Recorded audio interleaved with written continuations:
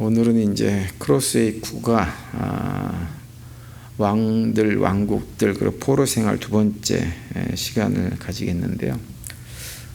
지난주에는 이제 국가의 그 4개의 그림이 있는데 그 가운데서 이제 2개를 지난주에 살펴봤습니다. 첫 번째 그림이 이 그림이었죠. 이 그림은 이제 그 이스라엘의 이제 초대 왕이었던 사울 이후에 이제 두 번째 왕으로 등극한 바울에 관련된 그림이죠. 그래서 여기 보시면 왼쪽에 있는 사람이 바울의 얼굴을 그려놓은 거고요. 오른쪽에 있는 지도는 이제 다윗이 제가 바울이라 그랬군요. 예, 바울이 아니고 다윗입니다. 다윗 왕이 이제 재임 기간 동안에 정복 전쟁을 통해서 정복한 지역들인데 빨간색 부분은 다윗 임금이 직접 통치를 한 지역이라고 말씀을 드렸고 노란색 부분은 이제 점령을 해서 속국처럼 이렇게 했던 그런 나라들의 경계를 이렇게 그려놓은 것입니다. 그리고 이제 다윗 이마 인중에 이제 왕관 그림이 쭉 그려져 있죠. 이것은 하나님께서 다윗에게 이렇게 약속하신 것을 형상화한 거죠. 다윗이 이제 나라가 좀 안정되고 이렇게 됐을 때 성전을 짓고 싶어 했죠. 근데 이제 하나님께서 다윗은 전쟁을 많이 하고 그래서 피를 많이 흘렸기 때문에 성전 짓는 것을 허락하지를 않으셨습니다. 그러면서 이제 다윗의 아들이 성전을 짓게 될 터인데 내가 그 다윗의 가문은 그 후손들을 통해서 영원히 그 왕위가 계속 이어지게 하겠다라고 하는 약속을 하나님께서 해 주시죠. 그래서 이제 여기 보면 이마에 있는 그 왕관이 끊임없이 계속 이어지는 것입니다. 그리고 결국은 이제 지난번에 얘기했지만 사실은 이제 그 남왕국 유다가 멸망하면서 마지막 임금이 히스기야 임금의 자식들 비롯해가지고 모든 사람들이 왕족들이 거의 다 죽는 상황이었기 때문에 이제 바벨론으로 끌려갔던 사람들은 하나님의 약속이 어떻게 됐나라는 생각을 했지만 사실은 영원히 계속될 왕위는 누구의 자리인가 하면 예수 그리스도, 다윗의 후손으로 오신 예수 그리스도를 말씀하시는 것이죠. 그래서 예수 그리스도 통해서 그것이 약속이 성취되어집니다. 그래서 이제 그리고 이게 이제 첫 번째 지난주 그림이었고요. 두 번째 그림은 이거였죠. 이거 왕국들이라고 하는 제목의 그림인데요. 이 그림은 이제 그 다윗 왕의 아들 솔로몬 임금 이후에 시대 상황을 우리에게 보여주고 있는 내용입니다. 다윗 왕이 죽고 솔로몬이 왕이 돼서 이제 하나님께서 말씀하신 대로 솔로몬이 성전을 짓습니다. 그런데 성전만 지은 것이 아니라 자신의 왕궁까지 지으면서 거의 20년 동안을 백성들이 굉장히 힘겨운 노역을 시켰고 또 과도한 세금을 물렸죠. 이제 그렇게 해서 이제 솔로몬 시대가 끝났는데 솔로몬이 죽고 나서 르호보암이라고 하는 왕이 솔로몬에 의해서 왕이 됐는데 이제 북쪽 지역 지파 사람들이 르호보암 왕에게 와가지고 당신 아버지가 왕일 때 우리한테 부과했던 세금이며 노역 같은 것들을 이제는 좀 감해서 우리가 좀 편하게 살게 좀 해달라고 이렇게 부탁을 했는데 르호보암이 그걸 어떻게 했어요? 묵살해 버렸어요. 그래서 결국은 북쪽 지파 10개 지파가 따로 독립을 해가지고 완전히 남쪽하고는 갈라서 버리는 그런 상황이 벌어져서 결국은 남과 북 왕국 2개로 갈라져 버렸다라고 하는 것을 갖다가 지난 시간까지 말씀을 드렸습니다. 이제 오늘은 지난 수요일에 이어가지고 이제 국가 세 번째, 네 번째 그림을 좀 살펴볼 텐데요. 세 번째 그림은 이 그림입니다. 이 그림. 제목이 이제 왕국들의 붕괴라고 하는 건데 제목 그대로 남왕국과 북왕국이 어떻게 멸망의 과정으로 넘어갔느냐라고 하는 것을 보여주는 그림입니다. 먼저 이 그림에서 이제 맨 위쪽에 보시면 이런 그림이 있죠. 이런 그림이 있는데 4개의 보석 같은 것이 12개가 이렇게 그려져 있는데 이것은 무엇을 상징하는 거냐면 이스라엘 12지파를 상징하는 거예요. 그래서 이스라엘 12지파가 온전히 한 나라로 있을 때 통치했던 세 사람이 언급이 되고 있죠. 사울부터 시작해가지고 다윗, 그 다음에 솔로몬까지 세 명의 왕이 이제 이스라엘 12지파가 한 나라로 있을 때 통치했던 인구입니다. 그러다가 이제 922년에 가가지고는 남과 북으로 이렇게 분열이 되어지죠. 그래서 이 그림에서 이제 왼쪽에 있는 노란색 부분은 남왕국 유다 왕국의 그 왕들을 쭉 이렇게 언급을 해놓은 그림이고요. 오른쪽은 이스라엘, 북왕국 이스라엘의 왕들을 쭉 이렇게 언급을 해놓은 것입니다. 남왕국 유다는 솔로몬의 아들인 르호보암으로부터 이제 통치가 시작됐죠. 그리고 북왕국 같은 경우는 여로보암이라고 하는 사람이 초대 왕으로 등극을 해가지고 통치를 하게 되어집니다. 그런데 이 그림에 보시면 그 노란색 옆에 보면 이런 마크가 이렇게 있어요. 이 마크는 어떤 의미냐면 그 왕이 이렇게 죽고 이렇게 새로운 왕이 됐을 때 그 과정이 굉장히 부드럽게 양위되어지는, 정상적으로 물려주는 그런 어떤 형태로 왕위가 계승되었다라고 하는 것을 표시한 것입니다. 남왕국 유다 같은 경우는 보면 양위가 정상적으로 쭉 진행이 됐어요. 마지막 순간까지 계속해서 그 아들이 그렇게 해가지고 계속해서 왕위가 계속되어집니다. 그래서 끝까지 노란색으로 한 가지 색깔이에요. 그런데 이제 오른쪽 끝에 보시면 이렇게 돼 있죠. 이런 표시가 있죠. 이건 칼입니다. 칼 앞에 있는 동그란 거는 뭘까요? 피예요, 피. 그러니까 이게 뭐냐면 북왕국 같은 경우는 끊임없이 구테타가 일어납니다. 구테타가 일어나가지고 선왕을 죽이고 새로운 사람이 왕이 돼서 또 자기의 한 2, 3대 정도 왕조를 또 만들고, 그러다가 또 구테타가 나가지고 또 선왕을 죽이고 새로운 사람이 왕이 되고, 이런 일들을 계속해서 이렇게 경험했던 것이 북왕국이죠. 그래서 그림을 보시면 북왕국 같은 경우는 한 색깔이 아니라 색깔이 여러 개로 쭉 나눠져 있죠. 이것이 각각 색깔마다 하나의 왕조들을 보여주고 있는 것입니다. 그래서 이제 그 북왕국 이스라엘 밑에 보면 그 표시가 언급이 돼 있어요. 이게 체크된 건 뭐냐? 왕들에 의해서 인허된 표시다, 이렇게 돼 있죠. 인허됐다고 하는 것은 이제 왕이 양위를 정상적으로 했다고 하는, 정상적으로 왕위가 계승됐다고 하는 것이고, 이제 피 묻은 칼에는 이전 왕을 살해하고 구테타가 일어났다고 하는 걸 표시하는 것이라고 언급을 하고 있죠. 그래서 이제 남북왕국이 확실하게 이제 그런 부분에서 달라집니다. 그래서 북왕국 같은 경우는 이제 9개의 왕조가 있었던 것이고, 남왕국은 이제 1개의 왕조로 처음부터 끝까지 다윗의 왕조가 계속해서 이어지는데, 다만 이제 남왕국 유다에서 흠집이 하나 있어요. 흠집이. 이게 뭐냐면 중간에 보면 이렇게 아달랴라고 하는 사람이 이렇게 표시가 되어집니다. 밑에 보면 맨 밑에 바로 위에 보면 아달랴. 근데 이 아달랴라고 하는 사람은 남자가 아니고 여자예요, 여자. 남왕국 유다의 5번째 왕인 요람 왕의 아내입니다. 근데 자기 남편이 이제 죽고 나서 자기의 아들인 아하시아가 왕위에 오르게 되어지는데, 이 아하시아라고 하는 임금이 참 사람이 좋은 사람이에요. 사람 성격이 좋아요. 그래서 좀 원수 관계가 될 수 있는 북왕국하고 굉장히 가깝게 지냅니다. 북왕국 왕이 요람 왕과 친구처럼 아주 가깝게 지내요. 동맹을 맺고 막 전쟁터에도 함께 나가고 그러면서 친구처럼 지냅니다. 그런 와중에 어떤 일이 벌어지냐면 북왕국의 예후라는 사람에 의해서 반란이 일어나가지고 북왕국과 요람이 죽게 되어집니다. 근데 그때 마침 남왕국의 아하시아 임금이 북왕국 왕과 함께 그 자리에 있다가 동시에 그 사람도 예후에게 죽임을 당하는 병고가 일어나고 말아버려요.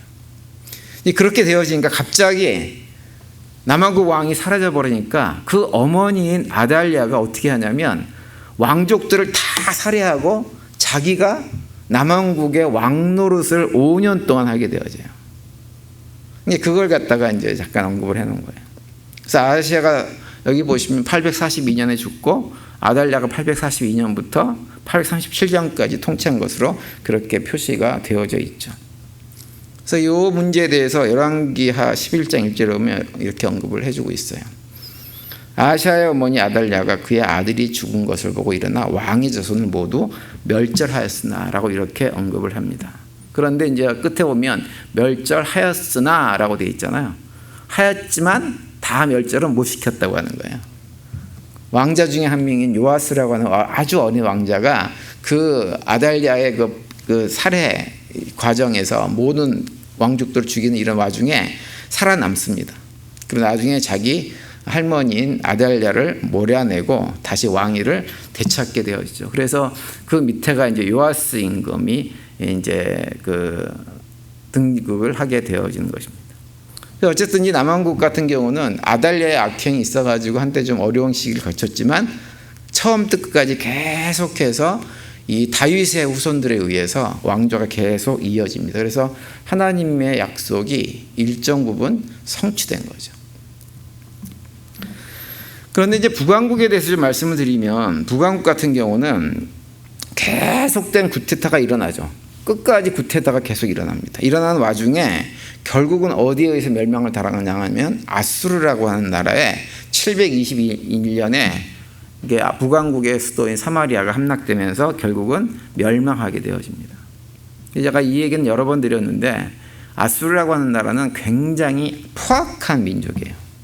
그래가지고 자기네들이 어느 땅을 정복을 하면 기본 정책이 뭐냐면 정복한 나라의 민족을 완전히 말살시키는 게 아수르 민족의 정책입니다. 그래가지고 북왕국 이스라엘을 점령한 다음에 어떻게 하냐면 북왕국에 있는 이 사람들 대부분을 갖다가 먼 타지로 다 강제 이주를 시켜버려요. 그리고 북왕국 지역에다가 타 민족을 집어넣어서 거기에 남아있던 북왕국 백성들과 혼혈이 되게끔 그렇게 만들어 버리죠. 그리고 이제 그때 이제 타 지역으로 강제로 이주되었던 북왕국 사람들은 그 이후에 자기의 고향으로 돌아오지 못합니다. 그리고 북왕국 지역에는 혼혈로 이렇게 태어난 사람들의 후손들이 계속해서 그 땅에 머물게 되어지죠. 그러다 보니까 이제 북왕국 지역, 과거 사마리아 지역이라고 하는 이게 부르는 이 지역은 정통 유대인들 입장에서는 굉장히 이렇게 혼혈이라고 하는 이유 때문에 천대했던 지역이에요. 일반 유대인들은 이제 남왕국 출신이죠. 남왕국 출신이어가지고 바벨론 포로 갔다가 돌아온 이런 사람들이 그 북쪽 지역에 있는 사람들을 상종을 하지 않았습니다. 그 얘기가 나오는 것이 이제 요한복음 4장에 수가성 여인이 그 얘기가 이제 언급이 되고 있는 거예요. 요한복음 4장 9절에 보면 이런 내용이 나오죠. 사마리아 여자가 이르되 당신은 유대인으로서 어찌하여 사마리아 여자인 나에게 물을 달라 하나이까 하니 이는 유대인이 사마리아인과 상종하지 아미함이라 이렇게 말씀을 해주고 있어요. 유대인은 사마리아인과 상종을 안 할 뿐만 아니라 특히 남자가 여자한테 말을 거는 것도 당시로서는 굉장히 조심스러운 일인데 유대인이 사마리아인 중에서도 여자인 자기한테 말을 거는 걸 보고 굉장히 의아해서 이렇게 묻고 있는 거죠. 제가 지난번에도 그렇게 얘기했지만 이게 가나안 지역을 보면 3등분 되어지죠. 북쪽은 이제 갈릴리 지역, 그다음에 중부는 사마리아 지역, 남부는 유대 지역 이렇게 나누잖아요. 근데 이제 정통 유대인들은 다 어디 살았냐면 북쪽 갈릴리 지역이나 남쪽 유대 지역에 살았어요. 근데 이제 사실은 북쪽이나 남쪽에 있는 사람이 위로 간다든지 아래로 내려올 때 사마리아 지역을 통과해서 오면 굉장히 빠르고 쉽습니다. 근데 유대인들이 사마리아인과 교제를 하지 않기 위해서 어떻게 하냐면 동쪽으로 굳이 요단강을 건너가가지고 요단강 동편으로 쭉 해서 남쪽으로 내려와가지고 다시 요단강 건너가지고 유대 쪽으로 들어가는 이런 일들을 반복하며 살았어요. 그러니까 상종을 안 했습니다. 상종을 안 했어요. 그런데 예수님께서 그 사마리아 지역을 관통해서 북쪽으로 올라가시면서 수가성에서 그 여인을 만나서 그런 대화를 나눈 것입니다. 그 정도로 천대받았던 지역이 사마리아 지역이었어요. 나중에 이제 남왕국도 멸망을 해가지고 바벨론 포로로 잡혀갔다가 70년 만에 돌아오잖아요. 돌아왔을 때 다시 남왕국 포로에서 돌아온 사람들이 성전을 재건하려고 합니다. 그때 사마리아 사람들이 어쨌든 자신들이 혼혈이긴 하지만 그래도 자신들의 조상이 이스라엘 계통이기 때문에 자신들도 성전을 짓는데 같이 돕겠다고 나서죠. 근데 어떻게 하나요? 거절합니다. 너희들은 여기에 아무런 관여할 바가 없으니까는 간섭하지 말라고 내쳐버립니다. 그렇게 해서 이제 해놓으니까는 이제 사마리아 사람들이 화딱지가 나가지고 어떻게 해요? 그 성전 짓는 걸 방해해요. 그래서 오랜 세월 동안에 성전 건축을 하지 못한 일이 벌어지게 되어지죠. 그래서 크로스에 온 교재에 보면 북왕국의 상황에 대해서 이렇게 정리해 설명을 해놓고 있어요. 결국 아수르는 북왕국을 BC 721년에 멸망시키고 그 주민들의 대부분을 각처로 분산시켰다. 이때 분산된 자들은 다시 돌아오지 못하였다. 아수르는 그 점령 지역에 비이스라엘인들을 이주시켰는데 그들은 아수르가 남겨둔 이스라엘 주민들과 결혼하였다. 이렇게 생겨난 혼연인들을 사마리아인이라고 부르게 되었다라고 이렇게 정리를 해놓고 있습니다. 두 개의 나라로 분열됐는데 한 나라는 남왕국 같은 경우는 한 왕조가 계속 다스렸습니다. 그리고 굉장히 오랫동안, 사실 북왕국보다 오랜 세월 동안 나라가 유지됐어요. 그러다가 이제 남왕국을 멸망시킨 나라는 어느 나라인가요? 바벨론이에요. 바벨론이 남왕국을 두 번 침략합니다. 한 번은 BC 597년, 또 한 번은 587년, 이렇게 두 번 침략을 하죠. 당연히 자신들을 공격하는 남왕국 유다 백성들이 지도자들이 그 공격으로부터 벗어나려고 노력을 해요. 어떻게 해서든지 좀 이렇게 막아보기 위해서. 그런데 그때 등장했던 선지자가 누군가요? 예레미야 선지자가 등장을 해요. 예레미야 선지자가 등장해가지고 무슨 얘기를 했냐면 하나님께서 우리를 지키고 보호해주셔서 결코 우리나라는 바벨론에 의해서 멸망당하지 않을 것이다. 이렇게 얘기하는 것이 아니고요. 어떻게 얘기했어요? 덤비지 말고 바벨론에 대항하지 말고 그냥 항복해라. 이 항복하는 것이 하나님의 뜻이다. 이렇게 얘기해요. 그러면서 바벨론이 침략한 이유가 뭐냐? 너희들이 지난 오랜 세월 동안에 끊임없이 우상 숭배하고 하나님 말씀 거역하고 이렇게 살았기 때문에 하나님이 너희들을 징계의 막대기로 바벨론을 사용하셔서 침략한 것이니까 그 징계의 막대기에 순순하게 순종해서 오히려 더 큰 화를 면하라고 예레미야가 계속 얘기를 합니다. 그러면서 너희들이 항복을 하고 포로로 잡혀가서 70년 너희들이 지은 죄값을 다 치르고 나면 하나님께서 돌아오게 할 테니까 걱정하지 말고 항복하라고 권면을 해요. 근데 남한국 사람들이 어떻게 했을까요? 그 말을 거절합니다. 그러면서 애굽의 지원을 요청하고 이러면서 계속 바벨론하고 저항을 하다가 결국은 587년 BC 587년에 바벨론이 침공해가지고 예루살렘 성 다 무너뜨려버리고 성전도 다 파괴해버리고 결국은 대부분의 그 남왕국 유다 백성들 가운데 상류층에 있는 사람들 대부분이 다 포로로 잡혀가게 됩니다. 그리고 예레미야 선지자가 얘기한 대로 그곳에서 70년의 포로 생활을 겪게 되어지죠. 그리고 돌아오죠. 남왕국에 대해서도 크로스의 교재에 보면 그 왕들에 대한 평가를 이렇게 해놓고 있어요. 열왕기 기자들은 각 왕들이 예루살렘 성전을 어떻게 취급했는가에 따라 그 통치한 업적을 평가하고 있다. 유다의 몇몇 왕들은 칭찬하고 있는 반면 북왕국 왕들은 아무런 칭찬을 받지 못했다. 북왕국 왕들은 한 가지로 예루살렘보다는 북쪽 지역 특히 베들과 단에서 예배드리는 것을 권장했다. 왜 북왕국이 일찍 멸망했느냐? 북왕국이 처음 시작될 때부터 우상 숭배로부터 시작을 했어요. 그나마 남왕국은 굉장히 종교개혁도 많이 하고 이랬던 왕들이 여러 명이 있었습니다. 대표적으로 히스기야 임금도 그랬고 여러 명이 나라가 좀 부패하려고 그러면 또 종교개혁을 해가지고 신앙을 회복한 노력들을 계속해서 해왔어요. 해오다가 결국은 이제 므낫세 때 이르러가지고 이게 우상숭배를 너무 극심하게 하니까 하나님께서 그때 확정을 하죠. 내가 더 이상은 안 되겠다. 그 므낫세가 누구의 아들이에요? 히스기야 임금의 아들이에요. 아버지는 종교개혁을 해가지고 온 나라 백성들을 믿음의 자리로 막 이끌려고 했는데 아들 때 이르러가지고는 완전히 하나님의 심판에 결정적인 어떤 계기를 가져다 준 사람이 므낫세입니다. 제가 그걸 보면서도 참 마음대로 안 되는 거예요. 안 되는 거예요. 교회도요 보면 한 목사님이 열심히 해가지고 교회를 크게 부흥시켜 놓잖아요. 그러면 다음 목사님 오셔가지고 어떻게 합니까? 교회를 완전히 무너뜨린 경우도 허다합니다. 그런 교회 정말 많습니다. 주변에 보면. 이게 마음대로 안 되는 거예요. 사람 뜻대로 되면 참 좋은데 마음대로 안 돼요. 히스기야 그 대단한 임금이 자기 아들 하나 제대로 신앙교육을 못해가지고 문하세에 의해 가지고 완전히 나라가 절단되는 결과를 가져왔는데, 어쨌든 그럼에도 불구하고 남왕국 유다가 꽤 오랫동안 북왕국에 비해서 유지될 수 있었던 것은 이유가 뭐냐? 그나마 북왕국에는 나름대로 좋은 왕들이 꽤 많이 있었기 때문에 유지가 되었던 것입니다.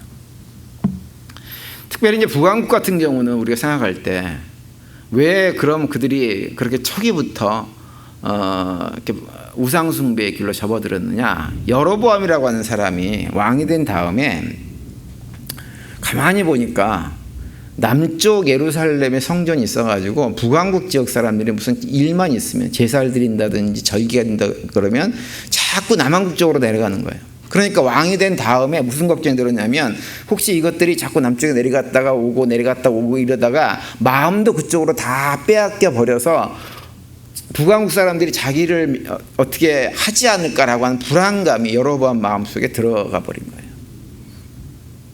그래 놓으니까는 결국 그 두 군데다가 우상을 섬기는 제단을 만들어서 그곳에서 북왕국 이스라엘 백성들한테 이제 더 이상 남쪽으로 내려갈 필요 없다. 너희들은 여기서 하나님께 제사 드리면 된다. 우상에게 제사 드리면 된다라고 했습니다. 그래서 그때부터 북왕국은 우상 숭배가 만연한 그런 곳으로 바뀌어 버리죠.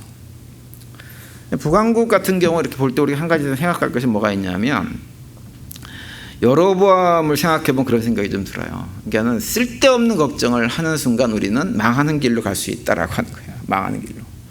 우리는 필요 없는 걱정을 정말 많이 합니다. 살면서. 안 해도 될 걱정을 미리부터 해요.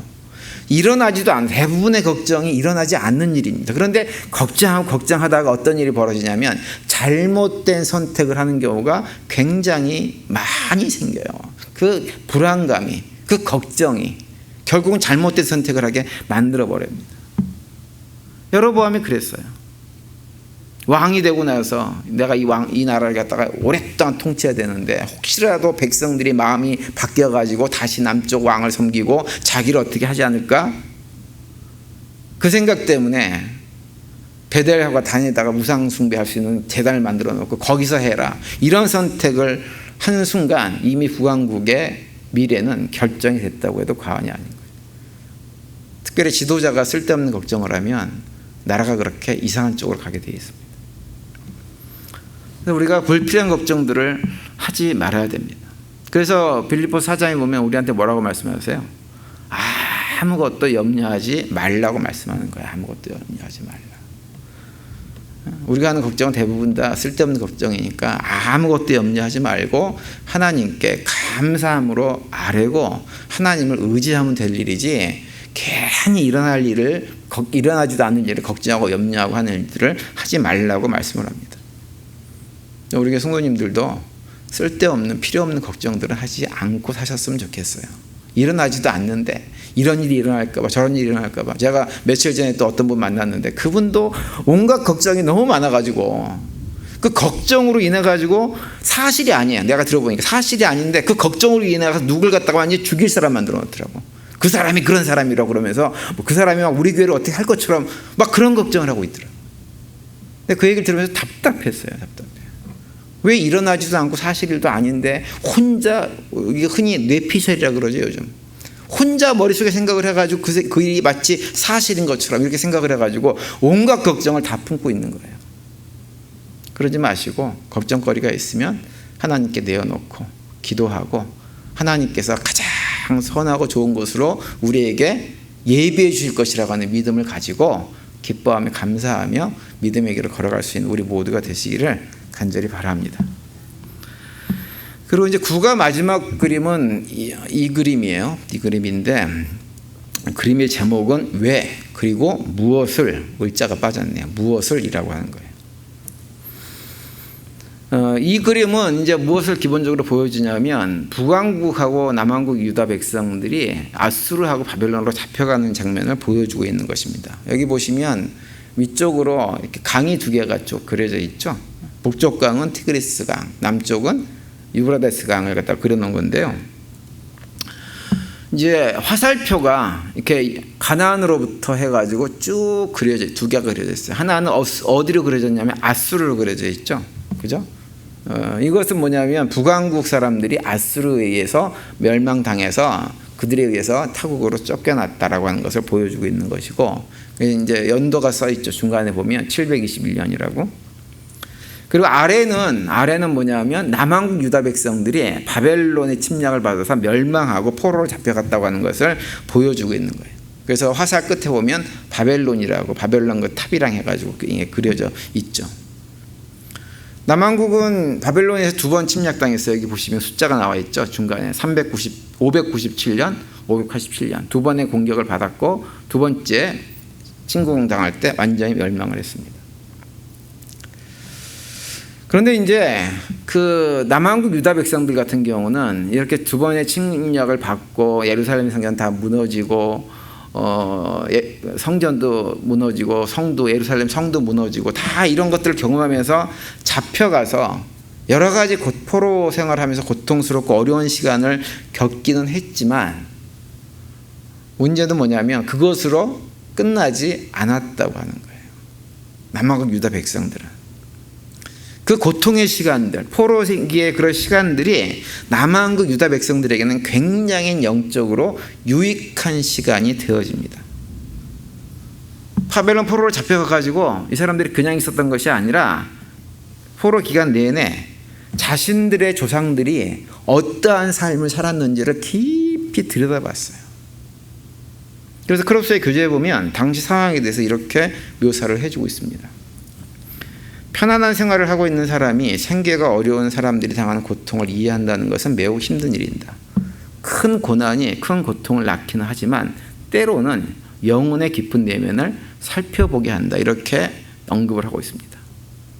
무슨 얘기냐면 이스라엘 백성들, 남왕국 유다 백성들이 바벨론 포로기에 가가지고 큰 고통을 경험을 했는데 그 큰 고통의 깊이만큼 자신들의 영혼의 깊은 내면을 살펴보는 시간을 그들이 거기서 가졌다고 하는 거예요. 그래서 예루살렘 성전이 파괴되고 예루살렘 성이 파괴되는 이런 모습을 보면서 바벨론으로 포로 잡혀갔던 사람들이 처음에 갈 때 가졌던 세 가지 질문이 있었어요. 그 세 가지 질문에 대한 답을 그곳에서 얻게 되어집니다. 여기 보시면 앞에 봤던 그림에 보시면 이 그림 보시면 밑에 있는 세 가지 그림이 바로 그것을 묘사해 주고 있는 거예요. 가운데에 있는 왕관과 그 밑에 퀘션 마크가 이렇게 그려져 있죠. 이건 뭐냐면 그 아까 말씀드린 대로 시드기야 임금이 다윗 왕조의 마지막 임금이었는데, 마지막 임금이 시드기야 임금이 바벨론에 의해서 멸망을 당할 때 시드기야 임금 본인은 눈이 다 뽑히고 자신들의 왕자들은 다 죽임을 당한 이런 형태로 끌려갔단 말이에요. 그러니까 사실상 다윗 왕조가 끊어진 거예요, 현실적으로 보면.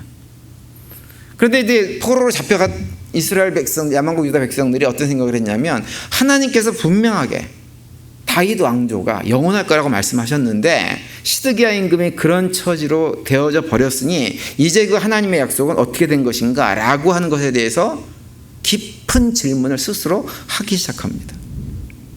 그러면서 이제 두 번째 하게 된 질문이 여기 그림에 있는 대로 하나님에 대한 질문이에요. 그래서 하나님에 대한 성경이 그려져 있는 거예요. 하나님에 대한 질문을 하면서 어떤 생각을 했냐면, 하나님이 힘이 약하신가? 바벨론 신들보다 훨씬 더 힘이 약하신가? 아니면 하나님은 정말 존재하시는가?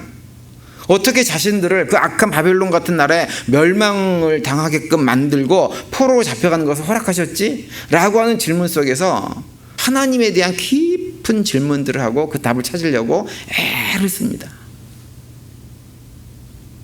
그리고 세 번째 질문이 뭐냐면 성전에 대한 거예요. 하나님께서 성전에서 솔로몬에게도 다윗에게도 말씀하시기를 그곳에서 만나주겠다 이렇게 약속을 하셨는데, 이제 성전이 다 파괴됐으니 하나님을 이제 어디서 만나지? 어디서 하나님을 만나가지고 하나님과 대화하고 하나님의 역사를 경험하고 하지? 특별히 제사장이 1년마다 한 번씩 들어가가지고 온 이스라엘 백성들의 죄를 다 속했던 그 속죄소, 이것까지 다 사라져 버렸기 때문에 이제 어디서 하나님을 구체적으로 만나지? 라고 하는 이런 고민들을 굉장히 많이 했습니다. 그 결과는 이제 다음 주에 이제 좀 내용을 살펴볼 텐데요. 어쨌든 그런 고민을 했다는 것 자체가 굉장히 중요한 거예요. 우리가 옛날에 그런 말이 있죠. 한국에서는 부모한테 속썩이던 아들 같은 경우, 자식들 같은 경우 어디 가면 효자 된다 그럽니까? 군대 가면 효자 된다는 얘기 많이 하잖아요. 군대 가면. 왜냐하면 군대 생활이 너무 힘들거든요. 너무 힘들다 보니까 부모님 집에서 잘 먹고 잘 살고 편안하게 지냈던 때를 그리워하면서 부모님이 자신에게 해주었던 그 모든 것들에 대한 그것이 얼마나 큰 것인지를 군대 가서 비로소 깨달아 알게 되는 거예요. 근데 이스라엘 백성들도 그랬다고 하는 거예요.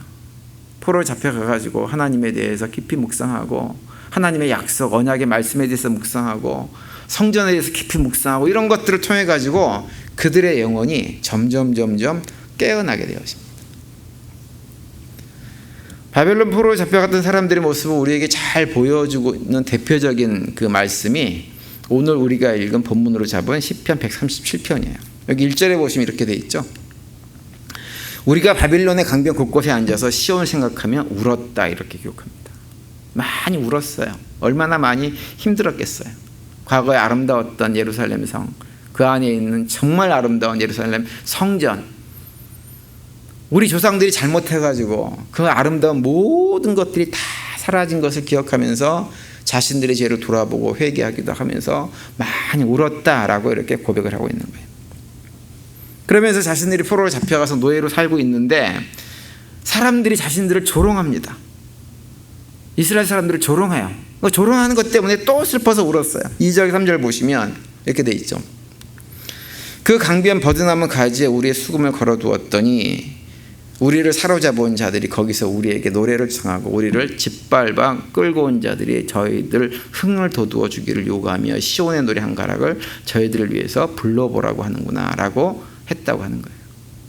포로로 잡혀가지고 힘들어 죽겠는데 거룩한 하나님 성전에서 부르던 그 찬양을 포로로 잡혀온 그 나라 백성들이 자신들의 흥을 좀 돋궈주기 위한 수단으로 한번 사용해 보려고 요구하는 그런 처지에 자신들이 떨어져 있다고 하는 거죠.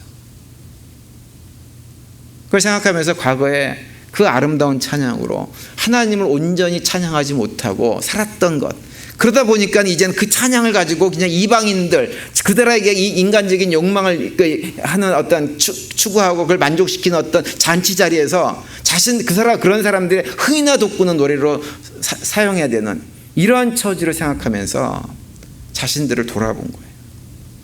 그러면서 8절과 9절에 보면 이렇게 얘기를 합니다. 멸망할 바벨론 도성아, 내가 우리에게 입힌 해를 그대로 너에게 되갚는 사람에게 복이 있을 것이다. 내 어린아이들을 바위 위에다가 메어친 사람에게 복이 있을 것이다. 이렇게 선포를 합니다. 이런 선포를 할 수 있는 이유는 무엇이냐? 이런 일이 반드시 일어나고야 말 것이라는 믿음이 그들에게 생긴 거예요. 이것이 끝이 아니다. 하나님께서 반드시 이들을 그렇게 하고야 말 것이라고 하는 믿음이 바벨론 포로기를 지내면서 갖게 된 거예요. 그래서 이런 노래를 부르죠. 여러분, 세상에 속한 사람들은요, 고난이 오면 그 고난을 저주하고 오히려 더 세상 가운데로 빠져버립니다. 거기서 발버둥을 쳐요. 북왕국 이스라엘 백성들이 그런 삶을 살았습니다. 그런데 진짜 하나님 백성들은 어떻게 살아가느냐? 고난이 오면 그 고난을 통해 가지고 자기 자신을 깊이 돌아보고 회개할 건 회개하고 하나님께 돌아오는 삶을 사는 거예요. 남왕국 유다 백성들, 포로로 잡혀갔던 남왕국 유다 백성들이 그러한 모습을 보였습니다. 그래서 나중에 남왕국 유다 백성들이 돌아와 가지고 가장 먼저 한 것이 뭐냐면 성전을 재건축하려고 한 거예요. 성전을 재건축하려고 했다고 하는 것은 무엇이냐면 자신의 삶을 하나님 중심, 예배 중심의 삶을 살겠다고 다짐하고 결단하고 돌아왔다고 하는 거죠. 그래서 남왕국 유다 백성들은 포로 생활이 그냥 단순하게 고통과 괴로운 시간으로 끝나는 것이 아니라 그들에게 온전한 복이 될 수가 있었습니다. 우리가 신앙생활을 하면서 우리가 잘못 생각하면 크리스찬들은 하나님께서 지키고 보여주셔가지고 고난이 없는 삶을 살 수 있을지도 모른다라는 생각을 하시는 분들이 계세요. 그런데 그것은 잘못된 생각입니다. 예수 믿으면 세상에서 성공, 승승장구, 복받고 잘되고, 번영 신학이라고 하는 옛날에 그런 얘기 들어보셨죠? 그냥 번영하고 잘 될 것이다 라고 하는 것만 이렇게 강대상에서 막 설교하는 그런 목사님들이 계셨어요. 가짜 복음에 가짜 복음. 그렇지 않습니다. 하나님 백성들도 고난이 있어요. 그런데 그 고난 가운데 하나님 백성들은 어떻게 하느냐? 고난을 통해서 더욱더 하나님의 백성으로 연단되어지고 성숙되어지는 과정으로 나아가는 것입니다. 그래서 하나님 백성들에게는 고난이 그냥 고난이 아니에요. 그 고난 뒤에 주어질 하나님 놀라운 축복들을 소망하면서 오히려 그것이 우리에게 복이 됨을 잊지 않고 살아가는 사람들이 하나님 백성들입니다. 그래서 크로스의 교재에 보면 남북왕 멸망에 대해서 이렇게 정리를 해놓고 있어요. 유다 백성이 바벨론에서 포로 생활을 한 것은 결코 그들의 역사가 끝이 났다는 것을 의미하지 않는다. 하나님께서 그들이 포로로 잡혀간 일을 허용하신 데에는 그럴 만한 이유가 있었으며 바벨론에서 불의 연단을 거치게 하시고 그들을 위한 그 후에 놀라운 계획이 이미 세워져 있었다. 이렇게 정리를 해주고 있습니다. 제가 반복해서 드리는 말씀이지만 사실은 우리가 죄를 지으면 안 되는 이유가 이런 이유예요. 죄를 지으면 일단 죄값을 감당을 해야 됩니다. 하나님께서 무슨 심판을 내려서 그런 것이 아니라 그 죄로 인한 결과물도 우리가 감당을 해야 돼요. 그것이 죄를 지으면 그 죄의 값이 우리 삶 속에 채워지거든요. 그러니까 지옥은 하나님께서 등떠미에서 보내서 가는 것이 아니에요. 우리 스스로 그곳으로 걸어 들어가는 거예요. 근데 그곳에 안 들어가려면 어떻게 해야 되느냐? 죄를 짓지 말아야 돼요. 윤리적인 도덕적인 죄가 아니라 내가 스스로 하나님 자리에 앉아서 하나님 행세하고 내 인생은 나의 것, 내 삶의 죄인은 나. 마치 내가 하나님인 것처럼 누군가를 판단하고 정죄하는 일만 끊임없이 하고 이런 삶들을 살지 말아야 됩니다. 죄악을 통한 고난은 하나님께서 우리를 그 자리로 심판해서 떨어지는 것은 결코 아닙니다. 스스로 빠지는 거예요. 그래서 죄를 짓지 말아야 돼요. 그리고 죄를 짓지 말아야 된다고 하는 것을 우리가 남한국 유다 백성들의 포로 생활을 통해서 우리가 명확하게 알 수가 있는 거예요. 이 땅에 우상 숭배하고 그러고 살아가면 우리는 예수를 믿는다고 교회 생활을 해도 삶이 괴로울 수밖에 없어요. 마음의 평화가 존재할 수 없어요. 바벨론 포로 생활했던 남한국 유다 백성들과 똑같은 삶들을 무언가에 얽매여 가지고 포로된 삶을 살 수밖에 없게 되어지는 것입니다. 저는 우리 교회 성도님들이 우리 자신들의 죄를 남한국 북한국의 멸망의 역사를 기억하시면서 깊이 들여다볼 수 있게 되기를 간절히 바랍니다. 그래서 설사 또 삶의 자리에서 이런 고통이 있다고 해도 그것 가지고 또 낙심하지 마세요. 왜냐하면 분명히 우리는 그 가운데서 하나님을 찾게 될 것이고 하나님을 찾는 순간 우리는 고난 가운데 있다 하더라도 그것이 우리에게 복이 될 것이기 때문에 그렇습니다. 하나님께서 우리에게 원하시는 것은 우리가 평화롭게 사는 거예요. 즐겁게 행복하게 사는 거예요. 그래서 예레미야 29장에 보면 10절 이하에서 이렇게 말씀을 해주고 있죠. 여호와의 말씀이니라 너희를 향한 나의 생각은 내가 안 하니 평안이요 재앙이 아니니라. 너희에게 미래와 희망을 주는 것이니라. 너희가 내게 부르짖으면 내게 와서 기도하면 내가 너희들의 기도를 들을 것이요 너희가 온 마음으로 나를 구하면 나를 찾을 것이요 나를 만나리라. 이렇게 말씀을 해주고 있어요. 심판을 선포하고 했지만 하나님께서 정말 원하는 것은 기대하는 건 뭐냐? 그들이 평화롭게 사는 거예요. 희망을 가지고 소망을 가지고 사는 것입니다. 그것이 하나님의 뜻입니다. 그래서 우리가 이 땅에 살면서 이런저런 고난이 주어져도 너무 낙심할 필요가 없어요. 왜냐하면 하나님 백성들 하나님께서 회복시켜 주십니다. 이 땅에 것 좀 잃어버리는 거 괜찮아요. 그건 의미가 없어요. 그것까지 다 회복 안 시켜줄 수 있지만 그것과 상관없이 그것이 없어도 하나님 안에서 우리는 진짜 복을 누리면서 살 수 있도록 우리를 만들어주시는 분, 채워주시는 분이 우리 하나님이세요. 그것을 믿고 믿음의 길을 걸어가면 되는 거예요. 남은 한 주간도 그런 고백 가운데 하나님 안에서 참된 평강을 누리며 살아가는 우리 모두가 되시기를 간절히 축원을 드립니다.